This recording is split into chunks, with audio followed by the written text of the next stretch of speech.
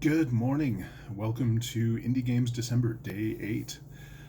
Today we're actually looking at a book that is not a game. It is a supplement for games. It is a resource for game masters to add something special. This is the Roleplayer's Guide to Heists by the wonderful people at San Gennaro Co-op. And I'm going to read a little bit from one of the essays in the book. When It All Goes South, the Heist as Farce story. A heist scenario is a game challenge where the point is to steal something, and there are specific, detailed obstacles to doing that. This book is full of them. A heist story is about what happens before and after a chain of heist scenarios, and how specific complications lead to thing after thing getting stolen and passed around, character after character, until all the dust is settled and everyone's got theirs. This essay is about the moving parts you need to make a story that emulates a very specific kind of movie. If you've seen any early Guy Ritchie, Lock, Stock, Snatch, Rock'n'Rolla, maybe Revolt, you know the kind of thing. There's a couple of episodes of Firefly that could grow into this kind of plot, either of the ones with Christina Hendricks in. These stories are full of action and crime and all that fun stuff, but in terms of plot and pacing, they're farces. The protagonists, the player characters as far as we're concerned, blunder from pillar to post. And while they're in pocket and in the clear when the dust is settled, it's normally by accident, the result of a chain of circumstances they don't fully understand. So that is an essay, as I said, When It All Goes South, the Heist as Farce story by John Gerard. It's one of 4 essays in this book, and there are 35 heist scenarios in here as well, and it is a fantastic resource.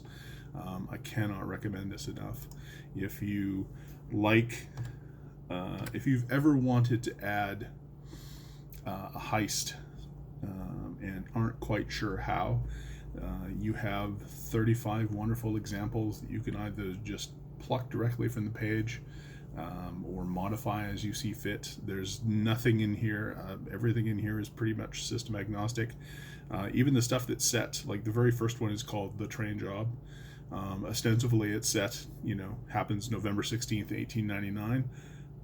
There is absolutely no reason why you couldn't pluck this and drop it into like a sci-fi game. You replace the technology and everything else.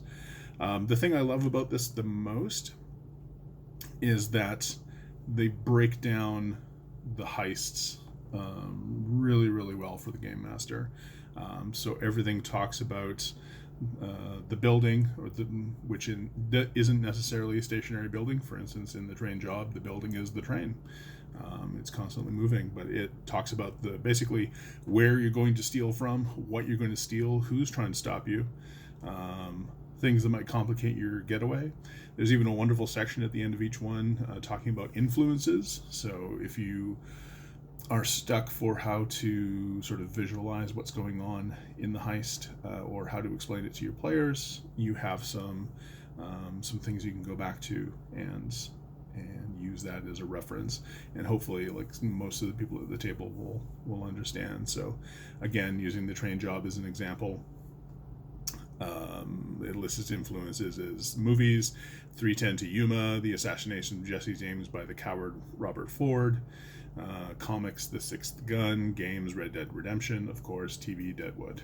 And if you have people at your table who get any of those references, then they are right in the right, in the right frame of mind to run this heist. San Gennaro Co-op continues to put out some of the solidly best gaming material, and this is no exception. So if you are a game master who has been looking to get heists into your game, highly recommend picking up the Roleplayer's Guide to Heists.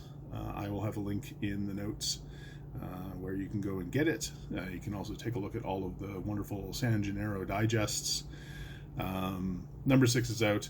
A little birdie has told me that at some point in the next little while, There's going to be a print version. Currently, this is available as a PDF. Print version option is coming. Yeah, keep your eye out for that. I expect you'll see. I mean, I talked about this Engineer co-op back in April, so I'm assuming that all of you just immediately went out and followed them on Twitter, and you'll get those updates. If you didn't, do that so that you don't miss out on it. In any case, that is day 8. Hope you all have a fantastic day, and we will talk to you tomorrow. Take care.